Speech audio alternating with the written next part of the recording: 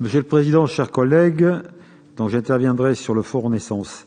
La création en urgence de ce fonds régional baptisé Renaissance, destiné à l'aide des entreprises de moins de 20 salariés, fait une avance remboursable de 5 000 à 20 000 euros, s'inscrit dans le cadre du plan régional de soutien des entreprises et de l'emploi, doté initialement de 47 millions d'euros. Mise en place le 15 mai, doté de 12,5 millions d'euros au mois d'octobre, il est aujourd'hui doté de 12,73 millions et outre la région et la Banque des territoires, il est porté par 73 EPCI.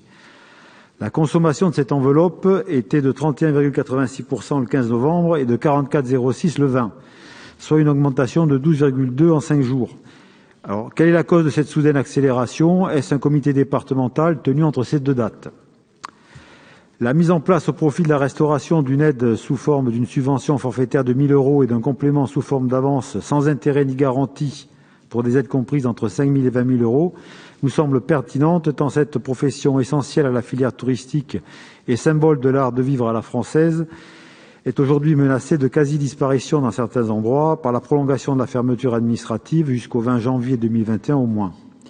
Serait-il possible de connaître l'aide globale envisagée au profit de ce secteur?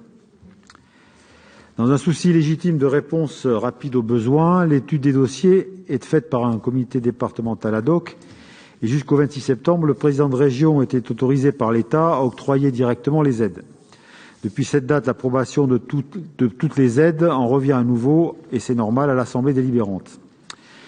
Sur les 362 dossiers acceptés pour un montant de 5,78 millions d'euros, on remarque que seuls 22 dossiers ont pu bénéficier des 20% supplémentaires d'aide additionnelle octroyés aux dossiers répondant aux critères environnementaux de la COP régionale.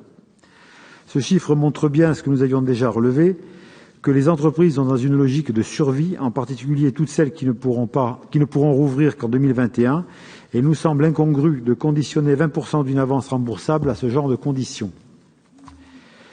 La répartition par domaine d'activité apparaît logique avec en tête la restauration, les industries manufacturières, le tourisme, le commerce de proximité et les activités culturelles. En revanche, la surprise vient de la répartition géographique de ces aides. En effet, l'Indre-et-Loire, département le plus peuplé de la région, arrive en tête des montants attribués. L'Indre, le moins peuplé, arrive en seconde position et le PCI de Châteauroux se classe première devant Tours Métropole en nombre de dossiers. Alors que le Cher arrive en dernière position pour le nombre de dossiers et donc aussi pour le montant global attribué. L'exécutif peut-il nous apporter une explication? Le rebond de la crise Covid et le deuxième confinement ont continué à fragiliser le tissu économique et il est compréhensible de vouloir prolonger le fonds Renaissance jusqu'au 30 juin 2021.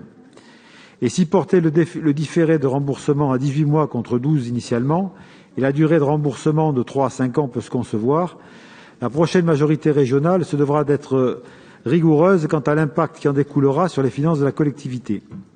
Enfin, nous souhaiterions savoir comment le Fonds d'avenir et de soutien au tourisme, le FAST, destiné aux entreprises faisant moins de 500 000 euros de chiffre d'affaires et qui est porté par Pays France, les régions Hauts-de-France, Pays de Loire et Centre-Val de Loire, s'articulera avec le Fonds Renaissance. Je vous remercie.